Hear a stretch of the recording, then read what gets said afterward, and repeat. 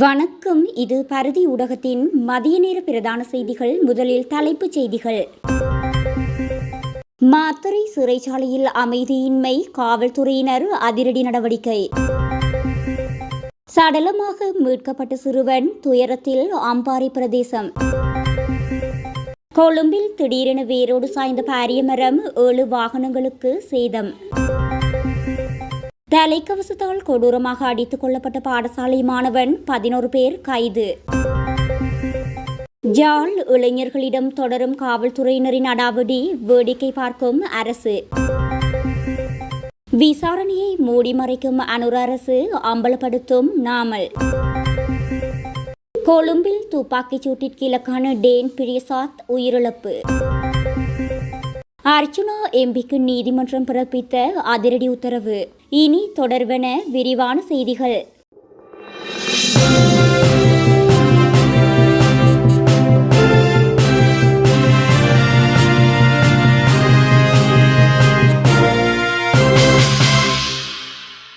மாத்தறை சிறைச்சாலையில் ஏற்பட்ட அமைதியின்மை நிலைமை தற்போது கட்டுப்படுத்தப்பட்டுள்ளதாக காவல்துறையினர் தெரிவித்துள்ளனர்.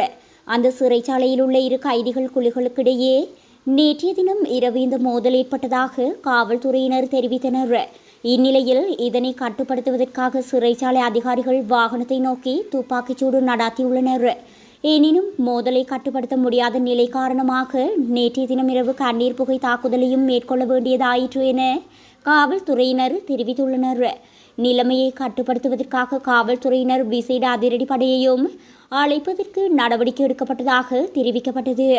மாத்தறை சிறைச்சாலையில் தடுத்து வைக்கப்பட்டிருந்த ஒரு கைதியை வேறொரு சிறைச்சாலைக்கு அழைத்து செல்ல முயற்சித்த போது குறித்து பதற்றமான நிலைமை உருவாகியுள்ளதாக கூறப்படுகின்றது. அப்போது ஒரு கூண்டிலிருந்து வெளியே வந்த சுமார் 500 கைதிகள் இதற்கு எதிர்ப்பு தெரிவித்து அமைதி இன்மையுடன் நடந்து கொண்டதால் இந்த நிலைமை ஏற்பட்டிருந்ததாக தெரிவிக்கப்படுகின்றது. அம்பாறை சம்மாந்துறை போலீஸ் பிரிவுக்குட்பட்ட பகுதியின் வீட்டின் அருகில் விளையாடி கொண்டிருந்த சிறுவன் பாதுகாப்பற்ற நீர்க்குழியில் இருந்து சடலமாக மீட்கப்பட்டுள்ளதாக போலீசார் தெரிவித்துள்ளனர். இந்த சம்பவம் நேற்றைய தினம் மாலை இடம்பெற்றுள்ளதுடன் சம்பவத்தில் 3 வயதுடைய ஆண் சிறுவனை நீர்க்குழியிலிருந்து சடலமாக மீட்கப்பட்டுள்ளார். சம்பவம் தொடர்பில் மேலும் தெரிய வருகையில் வீட்டின் அருகில் விளையாடி கொண்டிருந்த சிறுவன் சுமார் 3 மணித்தியாலமாக குறித்து அப்பகுதியில் காணாமல் போன குறித்த சிறுவனை பொதுமக்கள் மற்றும் போலீசார் இணைந்து தேடிய நிலையில் சிறுவனின் வீட்டுக்கு அருகில் உள்ள வெற்றுக்கானையில் உள்ள பாதுகாப்பற்ற நீர்க்குழிக்குள் சிறுவன் சடலமாக மீட்கப்பட்டார். சம்பவத்தில் கிடைக்கப்பெற்ற CCTV காணொலி ஒன்றில் இனம் தெரியாத நபரொருவர் உயிரிழந்த சிறுவனை அழைத்து செல்லும் காட்சியொன்றும் பதிவாகியுள்ளது. எனினும் சிறுவனை அழைத்து சென்ற நபர் தெளிவாக அடையாளம் காண முடியாதுள்ளதாகவும் சம்மாந்துறை போலீசார் தெரிவித்துள்ளனர். இந்நிலையில் உயிரிழந்த சிறுவனின் சடலம் தற்போது சம்மாந்துறை ஆதார வைத்தியசாலையில் வைக்கப்பட்டுள்ளது. கொழும்பில் இன்றைய தினம் அதிகாலை முதல் பெய்த கடும் மழையினால் பொருளை பகுதியில் பாரிய மரம் ஒன்று வேரோடு சரிந்து வீழ்ந்துள்ளது. பாரிய மரம் வேரோடு சரிந்து வீழ்ந்ததில் அவ்வழியாக சென்ற 7 வாகனங்களுக்கு சேதம் ஏற்பட்டுள்ளதுடன் கொழும்பு வீதிகளில் பாரிய போக்குவரத்து நெரிசல் ஏற்பட்டுள்ளது.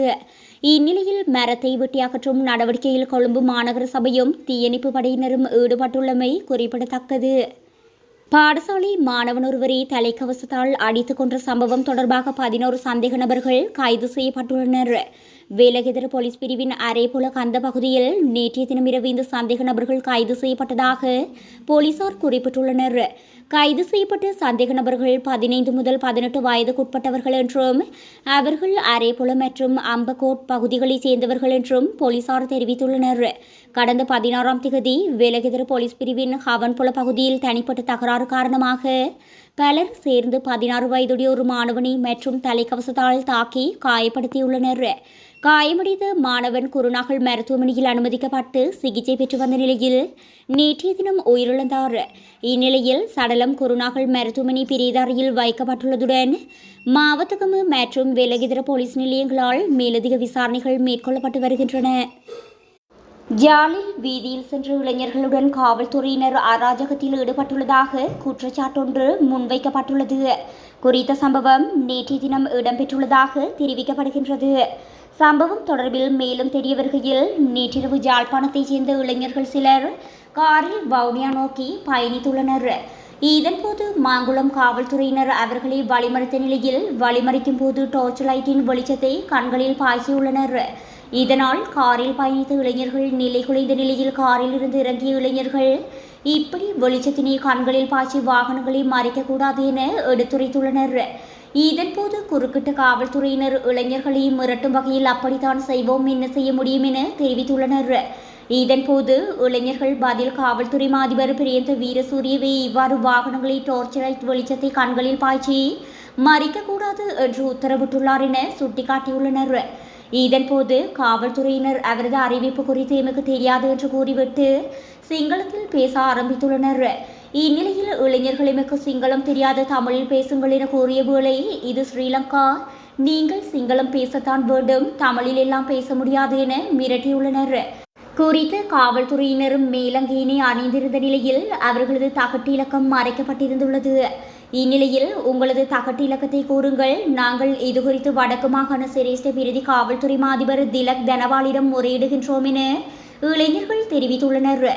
இதன்போது காவல்துறை அதிகாரி நீங்கள் அவரிடம் கூறி எதுவும் செய்ய போவதில்லை, அவராலும் எதுவும் செய்ய முடியாது, தகட்டு இலக்கமும் வழங்க முடியாது என மிரட்டி அனுப்பியுள்ளனர். அதன் பின்னர் வந்த வாகனங்களையும் காவல்துறையினர் டார்ச் லைட் ஒளிபாய்ச்சியை வழிமறித்ததாகவும் சுட்டிக்காட்டப்பட்டுள்ளது. உயிர்த்த ஞாயிறு தின தாக்குதல்கள் பற்றிய விசாரணைகளை மூடிமறைக்கும் முயற்சியில் அரசாங்கம் ஈடுபட்டு வருகின்றது என நாடாளுமன்ற உறுப்பினர் நாமல் ராஜபக்ஷ சுட்டிக்காட்டியுள்ளார். கொழும்பில் நேற்றைய தினம் செவ்வாய்க்கிழமை ஊடகங்களுக்கு கருத்து தெரிவித்த போதே நாமல் ராஜபக்ஷ மேற்கண்டவாறு கூறியுள்ளார். இதுகுறித்து அவர் தொடர்ந்தும் கருத்து தெரிவிக்கையில், கட்சி என்ற வகையில் நாம் தேர்தலுக்கு தயாராகி வருகின்றோம், ஆனால் அரசாங்கம் தமது அரசியல் வங்குரோத்து நிலையை மறைக்கும் நோக்கில் அச்சுறுத்தலை விடுத்து வருகின்றது. மறுபுறம் வேட்பாளர்களை அச்சுறுத்தும் விடயத்தில் ஈடுபட்டு வருகின்றனர். தம்முடைய கட்சிக்கு வாக்களிக்கவில்லையாயின் குறித்த பிரதேச சபைக்கு நிதியை அனுப்ப முடியாது என்ற விடயத்தை கூறி ஜனாதிபதி அச்சுறுத்தல் விடுக்கும் நடவடிக்கையும் முன்னெடுக்கப்பட்டு வருகின்றது. அரசாங்கம் ஒருபுறம் போலி வழக்குகளை தொடுக்கின்றது. வழங்கிய வாக்குறுதிகளை நிறைவேற்ற இயலாத தன்மையை மூடிமறைக்கும் நோக்கிலேயே அரசாங்கம் இந்த விடயத்தை மேற்கொண்டு வருகின்றது. உயிரிழந்த ஞாயிறு தாக்குதல்களுடன் தொடர்புடைய விடயத்தையும் கூட அரசியலாக்கும் விடயமே காணப்படுகின்றது. சூத்திரதாரியை வெளிப்படுத்தும் விடயத்திலும் கூட அரசாங்கத்தால் வாக்குறுதியை நிறைவேற்ற முடியவில்லை. அரசாங்கம் உயிர்த்த ஞாயிறு தாக்குதல்கள் பற்றிய விசாரணைகளை மூடிமறைத்து தம்முடைய அரசாங்கத்தில் உள்ளவர்களை பாதுகாக்க முயல்கின்றது. மக்கள் அரசாங்கத்தின் மீது பெரும் நம்பிக்கை வைத்துள்ளனர். ஆகவே அரசாங்கம் உண்மையை வெளிப்படுத்த நடவடிக்கை எடுக்க வேண்டும் என தெரிவித்துள்ளார். நேற்றைய தினம் இரவு துப்பாக்கிச்சூட்டுக்கு இலக்கான சமூக மற்றும் அரசியல் செயற்பாட்டாளரான டேன் பிரியசாத் சிகிச்சை பலனின்றி உயிரிழந்துள்ளதாக காவல்துறை ஊடக பிரிவு தெரிவித்துள்ளது. குறித்து துப்பாக்கிச்சூட்டு சம்பவம் நேற்றிரவு 9:10 மணியளவில் இடம்பெற்றுள்ளது. துப்பாக்கிச்சூட்டு காயங்களுடன் அவர் கொழும்பு தேசிய வைத்தியசாலையின் தீவிர சிகிச்சை பிரிவில் அனுமதிக்கப்பட்ட நிலையில் இவ்வாறு உயிரிழந்துள்ளார். வெள்ளம்பிட்டி பிரதேசத்தில் அமைந்துள்ள அடுக்குமாடி குடியிருப்பின் ஒன்றின் மேல் மாடியில் வைத்து அவர் மீது துப்பாக்கிச்சூடு நடத்தப்பட்டுள்ளதாக காவல்துறையினரின் விசாரணையில் தெரியவந்துள்ளது. கொழும்பில் வைத்து நபரொருவரை தாக்கி பலத்த காயங்களை ஏற்படுத்தியமை தொடர்பில் ஜாழ் மாவட்ட நாடாளுமன்ற உறுப்பினர் ராமநாதன் அர்ஜுனாவை நீதிமன்றத்தில் முன்னிலையாகுமாறு நீதிமன்றம் உத்தரவிட்டுள்ளது. கொழும்பு மேலதிக நீதவான் மஞ்சுள ரத்நாயக்கவினால் நேற்றைய தினம் இந்த உத்தரவு பிறப்பிக்கப்பட்டுள்ளது. இதையடுத்து வாகனத்தில் இருந்தவரை தாக்கி பலத்த காயங்களை ஏற்படுத்தியதாக கிராண்ட் பாஸ் காவல் நிலையத்தில் முறைப்பாடொன்று பதிவு செய்யப்பட்டுள்ளது. இந்நிலையில் இது தொடர்பான வழக்கு நேற்றைய தினம் விசாரணைக்கு எடுத்துக் கொள்ளப்பட்டது. இதன்போது நாடாளுமன்ற உறுப்பினர் அர்ச்சுனா நீதிமன்றத்தில் முன்னிலையாக இருந்ததுடன் தாக்குதலில் பாதிக்கப்பட்டதாக கூறப்படும் லசந்த அபேவர்த்தன இன்று நீதிமன்றத்தில் சாட்சியம் அளித்தார்.